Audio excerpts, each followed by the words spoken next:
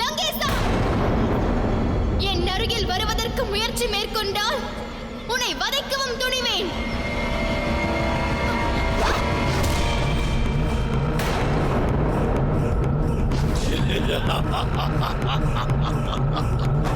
அவ்விரு சந்நியாசிகளுக்கு சமமாக நீயும் யுத்த கலை கற்றவளோ?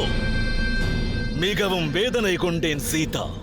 உன் யுத்த கலைகள் அனைத்தும் இந்த ராவணன் முன் வீணாகும்.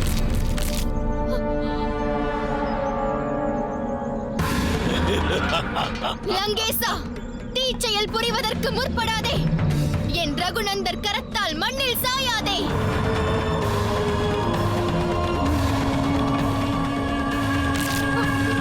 ராமன் வெகு தொலைவு அழைத்துச் செல்லப்பட்டான். இவ்விடம் அவன் வரும் வேளை லங்கை அடைந்திருப்பாள் சீத்தை.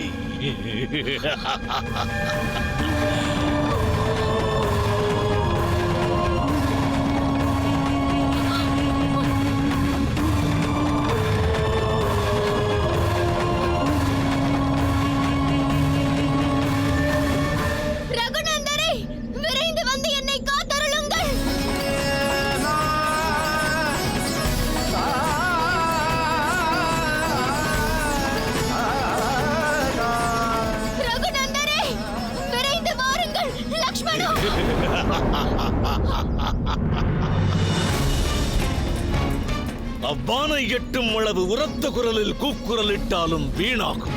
ஏனெனில் இன்று உன்னை காப்பதற்கு இங்கு எவரும் வரப்போவதில்லை. நீ உன்னை உலகின் அதிபதி என்று கூறுகிறாய். ஆனால் நங்கையை கவர்ந்து செல்வதற்கு இன்று கோழையாக சதிச்செயல் புரிந்தாய். சதிச்செயல் அல்ல, ராஜனுடைய ராஜதந்திரம். ராஜன் என்பவன் பராக்கிரமம் வீரம் கொண்டவனாய் விளங்க வேண்டும். நீயோ கோழை போல் என்னை கவர்ந்து செல்ல முயல்கிறாய். ராவணன் எனும் நாமத்திற்கு வீரர், தீரர், அசகாய சூரர், கிண்ணரர், கந்தர்வர் அனைவரும் அஞ்சுவர் என்றாயே. ஆனால் ரகுநந்தர் மீது அச்சம் கொண்டு அவரின் நங்கையை கவர்ந்து செல்ல வெட்கமாக இல்லை? நீ உண்மையில் வீரம் கொண்டவன் எனில் என் பதியான ரகுநந்தர் வரும் வரை காத்திரு. அவரோடு யுத்தம் புரி. யுத்தமும் புரிவேன், என் கரம் கொண்டு அவனை வதைக்கவும் செய்வேன். அவை அனைத்தும் உன்னை கவர்ந்து சென்ற பிறகு நிகழும். ரகுநந்தரே, ரகுநந்தரே, என்னை காத்தருளுங்கள் ரகுநந்தரே.